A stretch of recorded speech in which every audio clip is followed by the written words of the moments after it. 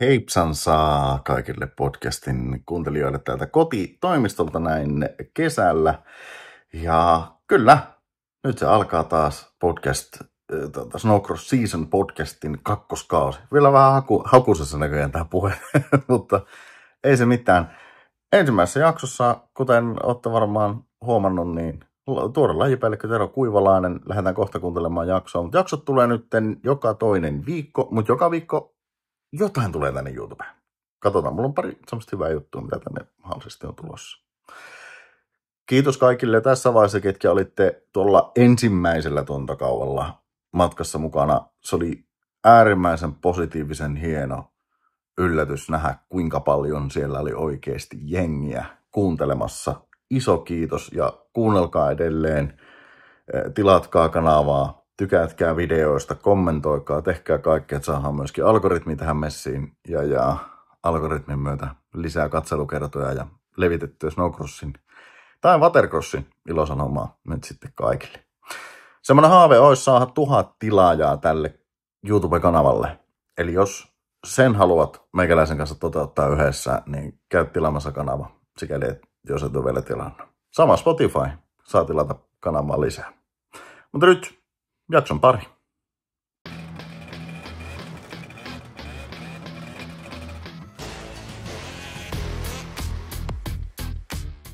No mutta Snowcross Seasonin ensimmäiseen jaksoon tälle uudelle kaudelle, niin mikä olisikaan parempaa saada kuin myöskin uusi Snowcrossin lajipäällikkö vieraaksi, eli Tero Kuivalainen. Tervetuloa.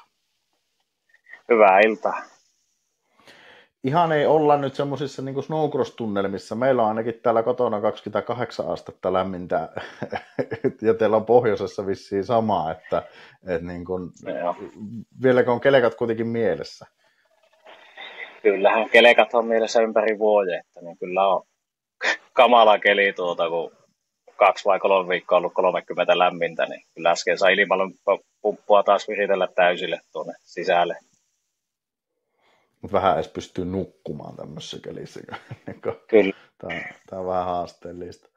Hei, mä tuossa kattelin vähän sun track recordia niin sanotusti, ja ensimmäiset, niin kuin mitä internetti löyti, Semi-Pro kausi 2017, pisteitä 18, sijaa 15 silloin, niin Snowcrossin puolella nimenomaan taitaa olla, jos ihan oikein tuosta katon. Mutta kerro vähän sen, minkälainen niin kuin kelkkatausta sulla on ennen kuin mennään tuohon liittokuvioon? Isä on pakottanut joskus pikkutyttönä 7-vuotiaana kuulemma meikäläinen itkun kerran kelekan selkään, ja sitä se on kuulemma katunut myöhemmin syvästi, että niin, hän näin meni tekemään, ja Kelekkacrossista haaveili jo lapsena, mutta siihen ei silloin varat riittänyt, ja aikuisielläkin sitten kun alkoi olla itsellä mahdollisuuksia ostella kelekkoja, niin siinä muutama vuosi ajeltiin freeride-hommia, ummisen hommia, ja 16 talvelle sitten kukkasi umpisen kelekan pois ja osti Snowcrossi-kelekan, ja silloin ajeltiin ekat muutamat kisat harrasteluokassa kilpaa, ja siitä lähtien tuossa oli pari välivuotta, etten ajanut kelekkacrossia. Taisimme aina jonkun yhden kisan talveen se, kun ajaa sportissa, mutta siitä 9 vuotta tuli ajettua kelekkacrossia, ja nyt se on tämä nykyisen viran myötä sinetöity se homma, ja Hillclimpia on tullut ajettua silloin aikana muutamana talvena, ja yhden kerran ajanut sänkikiihytystäkin, ja vesikrossiakin on tullut ajettua aika monta kesää, ja sittenkin välillä vähän enemmän ja välillä vähän vähemmän. Se on hurjaa touhua mun mielestä se sänkikiihytys tuohon. Se jotenkin niin kuin, itse näen se jotenkin mielenvikaisena tai kaikkien fysiikan lakien vastaisena, että niin etitään pelto, nykästään sänki siihen ja ei monta kuin hanaa pohjaan. Se tuntuu jotenkin tosi oudolta, mutta oliko se minkälaista nyt sitten ajaa? Kyllähän se on vähän semmoinen pohjanmaalainen rednekki homma, että niin kyllä se piisasi se kertakokeilu, että niin ei ole tullut enää toisten lähettyä. No, sulla on ajohanskat nyt kirjaimellisesti naulassa. Homma on niin kuin siltä osin ainakin snowcrossin osalta paketissa, mutta missä kohtaa sulla niin kuin tuo vesikrossi tuli sitten niin kuin matkaan mukaan? No sitähän on kavereiden kanssa puuhasteltu, voi sanoa ammattikoulusta asti. Sitten 16 vuonna me on Sodankylässä ajanut ensimmäisen kisan harrasteluokassa. Kaverin kelekan sai sinne lainaa ja siellä käytiin ajamassa ja sitten 18 kesälle sai työkaverilta kelekan lainaa ja kävin Rovaniemellä ajamassa harrasteluokassa ja se oli niin hyvä peli, että joka lähöstä voitto, niin se oli sitten syksyllä kädeltiin Vesan kanssa kaupat sitten kelekasta ja sillä tuli ajettua sitten, tähän se oli 4 tai 5 vuotta tuli ajettua sillä kilpaa, että silloin 19 kesänä ajoi yhden kisan harrasteessa ja sieltä taas joka lähöstä voitto ja sitten Open-luokkaa ja sen jälkeen Openia ajettu. Ja edelleen. Joo, nyt on taas löytyi sen verran hölmöjä kavereita, että ne tarjosi kelekkaa lainaa kesäksi. Niin no mikä jottei. Tässä on joku niinku, näitä yhdistää silleen, että aina on löytynyt joku hölmö kaveri, joka lainaa kelkkaa. Sitten jossain vaiheessa vaan vaihtaa, niinku, raha vaihtaa ehkä omistajaa tai ravnaat ja jotkut muut. Et arvostan sun kavereita, pakko sanoa kyllä. Arvostan suuresti. Joo. No, päivän pihviä ihmisiä varmasti kiinnostaa tässä kohtaa ja itsekin kiinnostaa tietysti se. Sä oot nyt lajipäällikkönä Snowcrossin puolella Suomen moottoriliitolla, niin mikä oli se ehkä se indikaatti tai se päätös, että vitsiläinen, nyt minä lähden tekemään tätä hommaa? Se ei ole ehkä se helpoin homma ollut kuitenkaan aina. No ei, minuahan kysyttiin tuohon hommaa Lapin moottorikelekkailijoiden puolesta, että kuultu, että siihen meillä sitten heittää kisahommat pois, että alkaisiksi, että no ei, että kyllä siihen on parempiakin miehiä on siihen hommaan kuin meikäläinen. Ja siinä vähän aikaa keskusteltiin siitä asiasta ja kysyttiin hetken päästä uudestaan, että voiko se alkaa siihen hommaan kuitenkin. No, voi minä alkaa. Että koitetaan, että kelekkakrossi on kuitenkin ja moottorikelkkailu on pikkupojasta asti ollut lähellä sydäntä, niin koitetaan lähteä tekemään hyviä asioita tämän lajin hyväksi, että saataisiin jonkunnäköiseen nousukauteen. Teillä on hyvä jengi siinä tällä hetkellä, kun katsoo tätä porukkaa silleen, että ketä tässä niinku on, niin kyllä nyt tällä kokemuksella ainakin niinku snowcrossin osuutta, niin pitäisi todellakin saada. Täällä on Puhakan Pieti, Osmon Mikko, Lehti Ville, eli Lehtisalon Ville ja Yli-Anttilan Ville myöskin. Minkälainen suostuttelu tässä oli, että Osmo ja Puhakka ja Lehti Ville ja Yli-Anttila lähti nyt sitten messiin? Se oli itse asiassa yllättävän helppo, että niin siinä on äijä, jotka tuli niin kuin ensimmäisenä mieleen, että sehän se oli niin kuin kovin homma, että lähteä pähkälle tekemään siihen saisi niin kuin hyviä tyyppejä siihen matkaan, niin se meni niin kuin yllättävän helposti, että nuo niin kuin tuli aika lailla ensimmäisenä mieleenkin ja sitten kun lähti kyseleen, niin ekana kun kysyin Pietiä, niin Pieti, että no hän kyllä lähtee, jos Mikko lähtee siihen. Ne soittaa Mikolle ja Mikko, että no kyllähän lähtee, jos Pieti kerran siihen lähtee. Ja sitten soitin Lehtisalolle, että lähtisikö se matka, että no hän lähtee, jos Ylianttilan Ville lähtee siihen. Niin Okei. se oli niin Ylianttila, että no ehdottomasti kerran teillä tuommoinen porukka on kasassa, niin hän lähti, että niin kaikki oli niin kuin, ei tarvinnut sillä lailla suostutella ketään, niin se on niin kuin hyvä homma, että niin sille vapaaehtoisesti. No, ei pakottamalla, ei uhkailemalla, ei lahjonnalla, vaan vapaaehtoisesti. Niin. Vähän ajattelin ja arvasinkin, että tässä on niin, että joko Puhakka tai Mikko on sanonut, että jos tuo lähtee, niin miekin lähden. Mutta emme ajatella, että Lehtisalo Ylianttilakin oli tämmöinen samanlainen kuvio, mutta miltä sun mielestä näyttää snowcrossi Suomessa tällä hetkellä? Mikä on niinku meininki? Tällä hetkellä tulevan talven suhteen näyttää hyvältä. Meillä pitäisi alkaa olemaan SM-paikkakunnat aika lailla hallussa, että yksi paikka on siinä vähän innokas promoottori saatu tähän remmiin mukaan ja meillä on isot odotukset kaikilla sen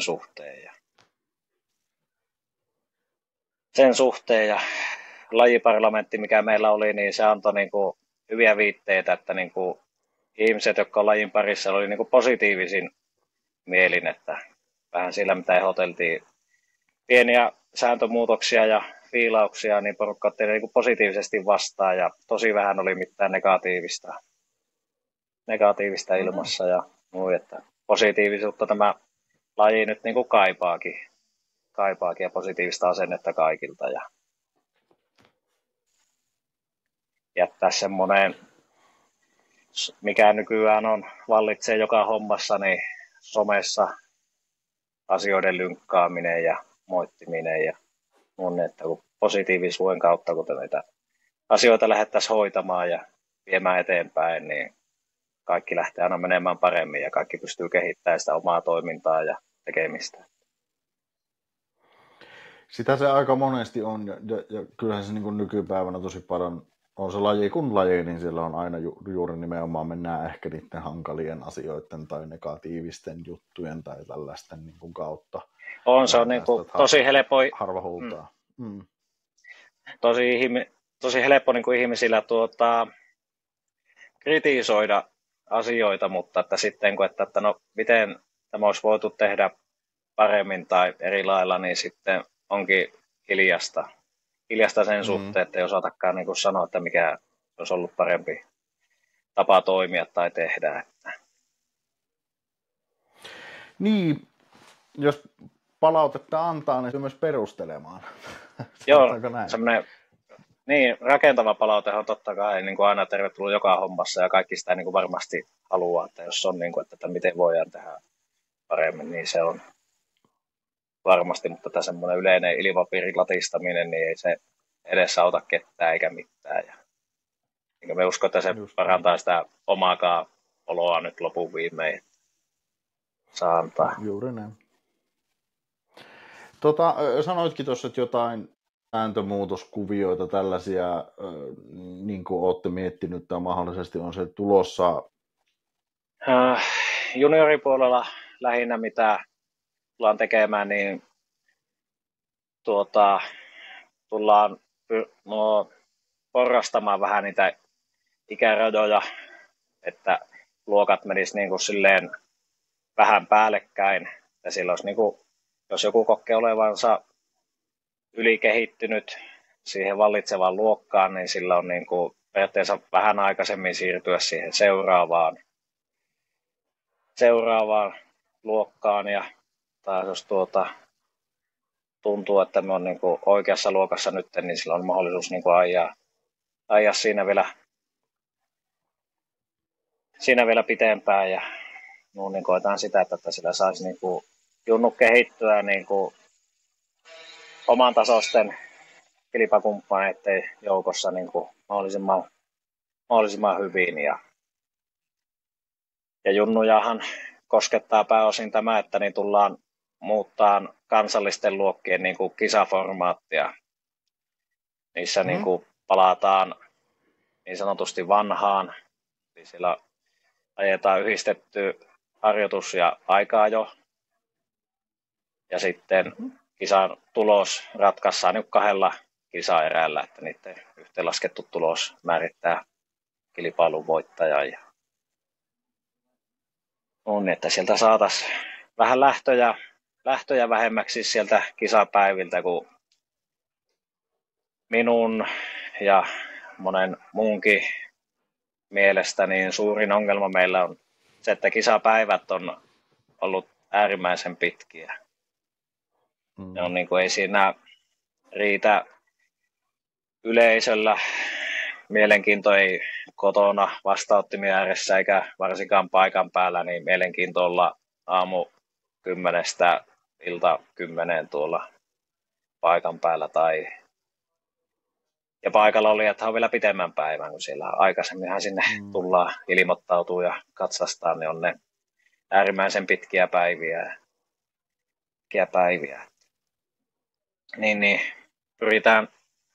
pyritään lyhentämään sitä kilpailupäivää tämmöisellä muutoksella, että ajomäärä ei sinänsä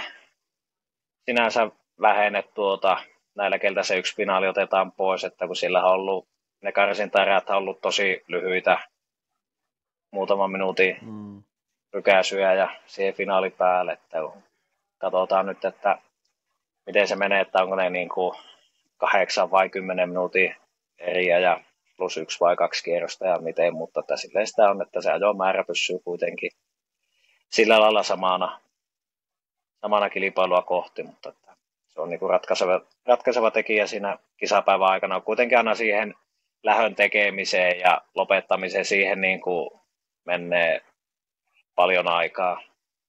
Paljon aikaa väkisinkin, vaikka kuinka sujuvasti se siellä niin kuin kisajärjestäjän puolesta toimisikin, niin siihen väkisinkin kuluu enemmän aikaa kuin siihen itse erään niin. Rupesin tässä muistelemaan siis, että silloin kun me on aloittanut, silloin muuten ajettiin vielä tuolla systeemillä. Et siinä oli aika-ajot ja harjoitukset oli sama. Olisiko ollut niin kuin joku 5 plus jotain minuuttia, olisiko ollut 5 plus 5 minuuttia tai vähän vähemmän.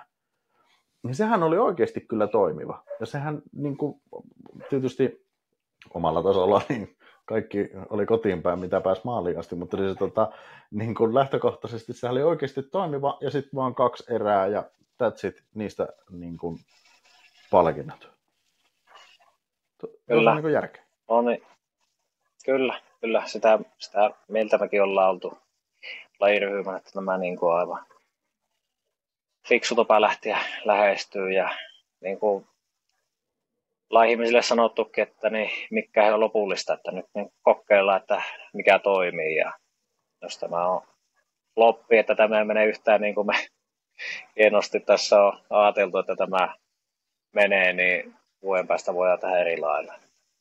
Just näin. Eri lailla. Just näin. Tietysti paljon tämän vuoden aikana tai edellisen kisakauden aikana on puhuttu live-striimistä ja näkyvyydestä, medianäkyvyydestä ja muuta. Onko nämä nyt sitten semmoisia asioita, mitä esimerkiksi tämän uuden promoottorin kanssa käydään läpi ja niin kuin kehitetään? Joo, promoottorihan hoitaa tuotannon. Hän ottaa sen valitsemaltaan yritykseltä live-tuotannon ja hän hoitaa SM Snowcrossin someen ja lajiparlamentissakin kertoo, että hän mielellään neuvoo ja auttaa kuskeja, että miten voi tehdä somea ja auttaa. Tällä on vahva kokemus tuolta driftingin puolelta ja se urheiluhan voi erittäin hyvin niin kuin maailmanlaajuisestikin ja Suomessakin niin kuin äärimmäisen hyvin. Ja siellä niin kuin kuskit tekee tosi hyvin somea ja sielläkin kuten väitätte, niin kausibudjetit pyörii vielä aika eri numeroissa mitä Kelkkakrossissa ja siellä kuitenkin niin kuin pystyy Suomessakin niin kuin tosi iso määrä ihmisiä harrastaa sitä touhua. Heillä on tosi hyviä yhteistyökumppaneita ja siellähän tehdään paljon YouTubea ja muutenkin olla aktiivisia sen somen kanssa, niin Juli oli kyllä erittäin valmis neuvomaan ja auttamaan kuljettajia sen somen tekemisessä ja sillä oli kyllä jämäkkä ote ja ajatus siitä, että miten asia lähdetään viemään eteenpäin ja miten hän auttaa kisajärjestäjiä markkinoimaan tapahtumia ja tekemään niistä somea ja järjestää niihin kaikkea sitä oheisohjelmaa ja tapahtumaa. Toi on se, mitä se tarvii nyt oikeastaan, että siinä on joku henkilö tai organisaatio tai joku muu, joka sitä pumppaa eteenpäin. Niin toi on nimenomaan mahtava kuulla, että siihen tullaan panostaa tällä tulevalla kaudella, koska toi on juurikin sitä, niin kuin sanoin, driftingi tällä hetkellä elää varmaan aivan suurinta kultakauttaan, että sielläkin kisabudjetit äijillä on lähes satoja tuhansia varmaan parhaimmillaan, ja sitten kuitenkin siellä eletään siitä, ja porukka saa palkkaa sun muuta, niin mahtavaa, että siihen suuntaan tätä halutaan viedä. Se on kyllä oikein. On kyllä siinä on on loistava malliesimerkki, että niin mitä voi pienestä urheilusta saat tehtyä silleen suht nopeassa ajassa, että sekin on varmaan viiden vuoden aikasyklillä noussut siihen, mitä se on, niin kyllä tässä voi sä vois vinkata tuonne meidän pro-kuskeen kärkeen, että ihmisillä varmasti kiinnostaisi kuulla niitä henkilötarinoita ja nähdä, että niin mitä siellä tapahtuu muutakin kuin kisoissa, että niin ihmisillä varmasti kiinnostaisi, mitä Rinteen Topi ja meidän Aki tekee ja ynnä muut, niin kyllä kannustaa tässäkin, että niin pojat alkaisi valottaa ihmisille. Raottaisi vähän talliovia, että niin mitä siellä puuhataan ja tehdään. Niin. Kokemuksesta voin sanoa, että se kun laittaa rekkinappi päälle, niin kyllä se sitten alkaa tapahtua yleensä jotain. Joo. Se on niin yksinkertaista. Joo, eihän siinä nyt mikään kauhean tarinaiskiä tarvitse olla, että ihmillä kiinnostaa katsoa, että miten sitä, että onko tuossa hommassa juuri noin paljon remonttia. Niin, just näin. Näin se menee. Lajipäällikkönä, kun tässä on vähän käyty, mitä kaikkea kivaa on tulossa tänä vuonna, mutta mitä kaikkea sun duuniin oikeastaan kuuluu, muuta kuin yrität saada Puhakan Pietiä ja Osman Mikkoa ja muita pysymään Hantuukissa ja Lehtivilleen ja tietysti Ilitalaville myöskin, niin mikä se sun rooli on oikeastaan tässä koko? Sehän on kisakalenterin teko ja sääntöjen teko ja kirjoittaminen, että kaikki aina yhdessä lajiryhmän kanssa ne tehdään, mutta että siinä ne on ne vastuualueet sitten jakkaa haluamallaan tavalla tekellekin vastuuta ja siinä on periaatteessa olla ihmisten ja liiton välissä näistä asioista ja sitten promoottorin kanssa kovasti tehdään yhteistyötä kaikki. Joko sä oot käynyt erotuomaripaidan ostamassa, että ollaanko siinä tilanteessa vai ollaanko rauhallisin mieli vielä tässä vaiheessa? Rauhallisin mieli ja kyllä me luota ja toivo, että ne ei tarvi hommata punaista korttia ja pilliä mihin viheltää. Just näin. Kyllä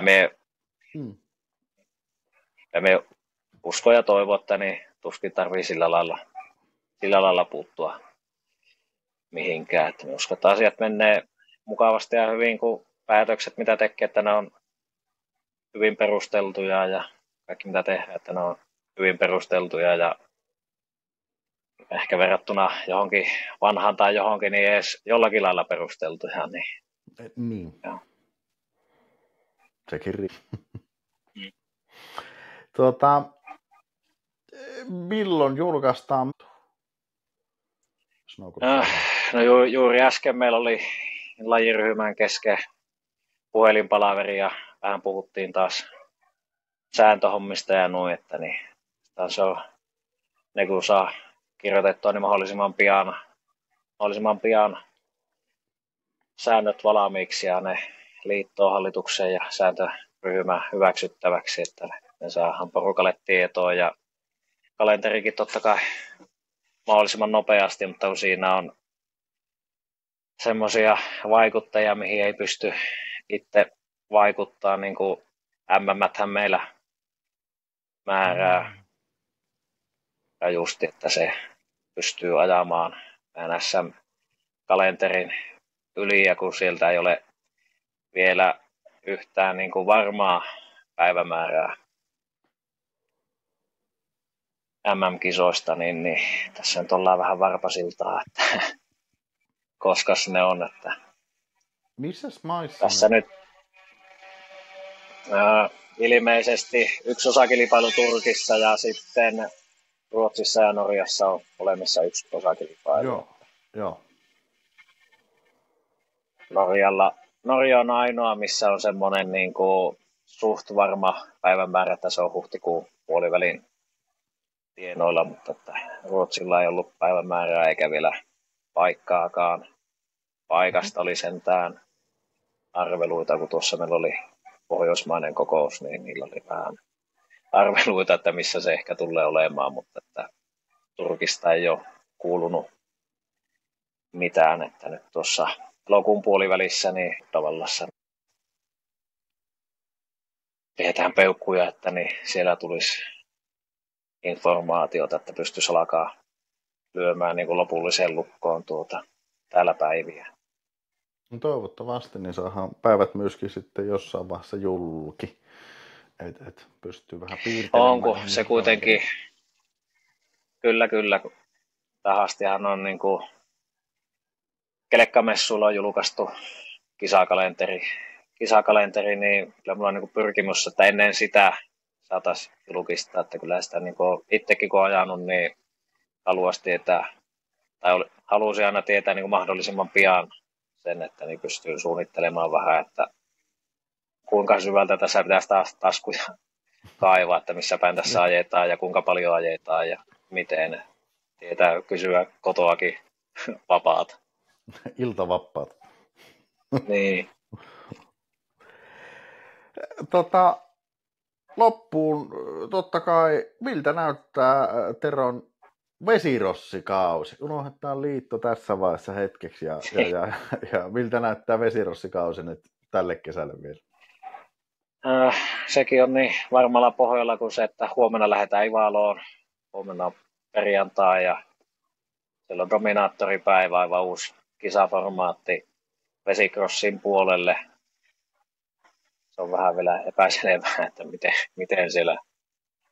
miten sitä ajetaan, mutta sehän selviää varmasti huomenna ja viimeistään kuljettajakokouksessa ja lauantaina on sitten Ivalossa SM-päivä, niin käydään siellä Openissa kurvailemassa ja katsotaan miten se